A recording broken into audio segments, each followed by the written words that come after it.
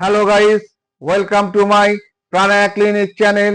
আজ আমি যোগার যে আসন নিয়ে আপনাদের সামনে কথা বলবো সেটা হচ্ছে ক্যামেল পোজ। আর এই ক্যামেল পোজকে সংস্কৃত ভাষায় বলা হয় উষ্ট্রা আসন। এই আসনটা আপনি কিভাবে করবেন? যোগা ম্যাট বা ফ্লোরের ওপর হাঁটু দুটো ভাঁজ করা অবস্থায় সোজা হয়ে দাঁড়াতে হবে। তারপর এবার যে হাঁটু দুটো ভাঁজ করে পায়ের পাতা দুটো পিছন দিকে রইল এবং পায়ের পাতার নিচেটা স্কাইয়ের দিকে অথবা সিলিং এর দিকে থাকবে। এবার আপনাকে হাত দুটো আস্তে আস্তে পেছনের দিকে নিয়ে গিয়ে দুটো হাত দিয়ে দুটো পায়ের গোড়ালি ধরবেন। ধরার পর আপনাকে মাথাটা এবং শরীরটাকে ঊর্ধ্বাংশটা হাঁটু থেকে ঊর্ধ্বাংশটাকে বেঁকাতে হবে এবং পেছন দিকে একটা ধনুকের মতন সৃষ্টি হবে, একটা আর্চ তৈরি হবে। এই অবস্থায় আপনি 15 থেকে 30 সেকেন্ড থাকবেন।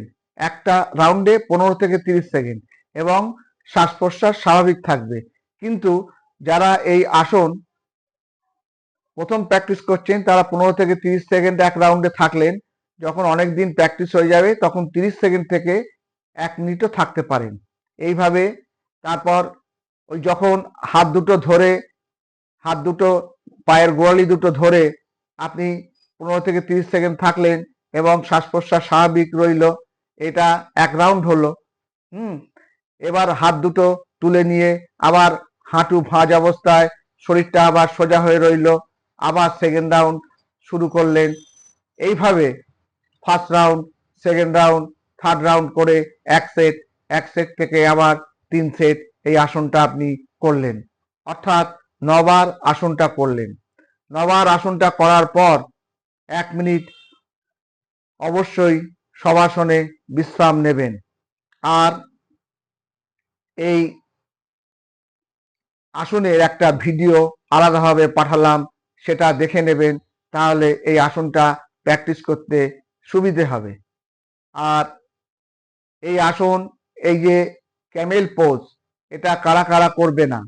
যাদের হাই ব্লাড প্রেশার আছে, যাদের প্রেগনেন্সি আছে, যাদের মেনস্ট্রুয়েশন অথবা পিরিয়ড চলছে, যাদের মাইগ্রেন আছে, যাদের হার্নিয়া আছে, তারা এই আসন করবে না। প্লাস যাদের ঘাড়ে কোনো ইনজুরি আছে, স্পাইনে কোনো ইনজুরি আছে, হাঁটুতে কোনো ইনজুরি আছে, তারা এই আসন করবে না। হিপে কোনো ইনজুরি আছে, তারা ওই আসন করবেন না। আর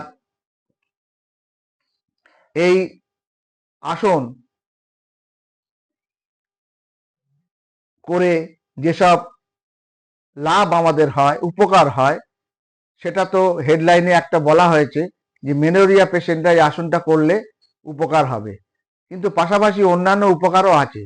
যেমন পেশাগত কারণে অনেক মানুষের দেখা যাচ্ছে যে সারাদিন বসে কাজ করতে হয়, তখন পেটের যে মাসলগুলো তার কোনো ফাংশন থাকে না। তার ফলে কি হয়? লো ব্যাক পেন, পেছনের দিকে আমাদের শিরদাঁড়ায় নিচের দিকে লাম্বার রিজিয়ানে যন্ত্রণা হয় এবং এটা একটা রোগে রূপান্তরিত হয়। এছাড়া অন্যান্য উপসর্গ দেখা দেয়, শারীরিক মানসিক। কিন্তু যারা এই আসনটা করবেন, এই যে সারাদিন বসে বসে থেকে যে অসুবিধাগুলো আপনি ফিল করছেন, এই আসনটা করলে অনেক রিল্যাক্স হবে। আর যারা ওই এতে মানে ইমোশন, আবেগ, যদি কেউ এই ইমোশনটা, আবেগটাকে কন্ট্রোল করতে এই আসনটা সাহায্য করে। আর এই আসনটা হজমে সাহায্য করে, তারপরে খিদে বাড়িয়ে তোলে, রেচন ক্রিয়াও ভালো হয়। আর এই আসনটা যে কারণে করার কথা এই ভিডিওতে বলেছি, সেটা হচ্ছে মেনোরিয়া পেশেন্ট। শুধু এই আসনটা করলেই উপকার হবে তা নয়, সঙ্গে আরও কিছু জিনিস মেনটেন করতে হবে। যেমন মেনোরিয়া পেশেন্টরা অতিরিক্ত লবণ, অতিরিক্ত মিষ্টি, অতিরিক্ত গরম, অতিরিক্ত ঠান্ডা এসব খাওয়ার অ্যাভয়েড করতে হবে। আর লবণ খেলে কি হবে, ইদিমা হওয়ার সম্ভাবনা থাকে, অর্থাৎ পা ফুলতে পারে, হ্যাঁ, পায়ে টক্সিন জমতে পারে। আর এই মেনোরিয়া পেশেন্টরা যাদের এই হেভি পিরিয়ডস হয় তাদের তাদের কি করতে হবে, আর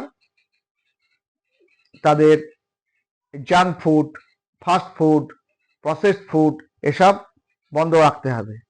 আর যেসব খাবার খেলে এইসব পেশেন্টরা ভালো থাকে, যেমন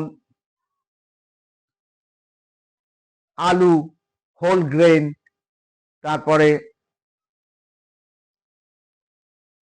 দুধ, চিজ, মাখন, রেড মিট এসবগুলো খেলে মেনোরিয়া পেশেন্টদের পক্ষে ভালো হয়। আর এই আসনে যেসব মাসলগুলো ভূমিকা নিচ্ছে সেগুলো বলছি। যেমন এই আসনে পশ্চারে দেখা যাচ্ছে যে কনুইটা সোজা হয়ে আছে, দুটো কনুই সোজা হয়ে আছে, এলবো জয়েন্ট। এই সোজা হয়ে থাকার জন্যে যে মাসলগুলো দায়ী সেটা হচ্ছে ট্রাইসেপস ব্রেকাই এবং অ্যানকোনিয়াস। আর এই আমাদের শোল্ডার জয়েন্টে যেসব মাসলগুলো এই আসনটা করতে গিয়ে সংকোচন প্রসারণের জন্য দায়ী সেগুলো হচ্ছে latissimus dorsi, long head of triceps, আর posterior deltoid, teres major, pectoralis major. এই মাসলগুলো আমাদের এই শোল্ডার জয়েন্টে সংকোচন প্রসারণে এই আসনে সাহায্য করছে। আর এই আসনটা করার সময় যখন পশ্চারটা ঠিক কমপ্লিট হয় তখন দেখা যায় যে শোল্ডার ব্লেড, অর্থাৎ পিঠের দিকে দুদিকে দুটো যে হাড় রয়েছে স্ক্যাপুলা, এই হাড় দুটো মেরুদণ্ডের দিকে চলে যায় এবং একটু নিচের দিকে মুভমেন্ট হয়। এর জন্যে যে মাসলগুলো দায়ী এটাকে রিট্রাকশন বলে মেডিকেল সায়েন্সের ভাষায়। এবং এর জন্য যে মাসলগুলো দায়ী, যেমন রোমবয়েড, ট্র্যাপিজিয়াস, লিভেটাস স্ক্যাপুলি, সেরেটাস অ্যান্টেরিয়র, পেক্টোরালিস মেজর আর টেরেস মেজর। আর এই আসনটা যখন এই ব্যাকবেন্ড হচ্ছে, ডিপ ব্যাকবেন্ড, তখন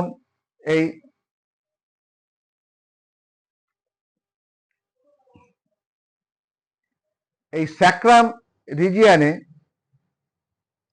দেখা যাচ্ছে যে স্যাক্রাম রিজিয়ানে হাড়গুলো একটু ব্যাকওয়ার্ড এবং একটু আপ হচ্ছে, এবং কক্সিস রিজিয়ানে হাড়গুলো কি হচ্ছে, একটু ফরওয়ার্ড হচ্ছে এবং একটু নিচের দিকে যাচ্ছে। এই সব জিনিসগুলো হতে হতে যে মাসলগুলো সাহায্য করছে সেগুলো হচ্ছে পেকটিনিয়াস, তারপর adductor longus, Brevis, gluteus Maximus, তারপর পেলভিক ফ্লোর মাসল, সেগুলো হচ্ছে পেলভিক ফ্লোর মাসলগুলো এর জন্য দায়ী, এটা করতে আর কি সাহায্য করছে। সেগুলো হচ্ছে পিবোরেক্টালিস, লিভেটর অ্যানাই, পিবোকক্সিজিয়াস, এইসব পেলভিক ফ্লোর মাসল। আর এই হিপ অঞ্চলে যে মাসলগুলো এই আসনটা করতে সাহায্য করছে, সংকোচন প্রসারণে সাহায্য করছে, সেগুলো হচ্ছে adductor longus, adductor magnus, adductor brevis, pectineus, gracilis, gluteus maximus, gluteus medius, তারপর আর হচ্ছে কি হ্যামস্ট্রিং।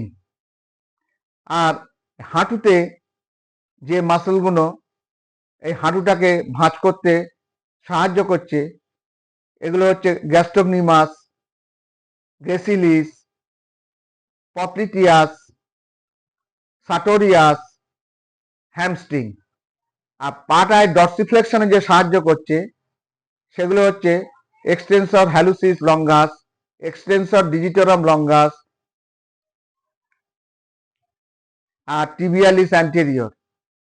আবার এই পাটা সোজা করতে, পায়ের পাতাটা সোজা করতে যে মাসলটা সাহায্য করছে সেটা টিবিয়ালিস অ্যান্টেরিয়র।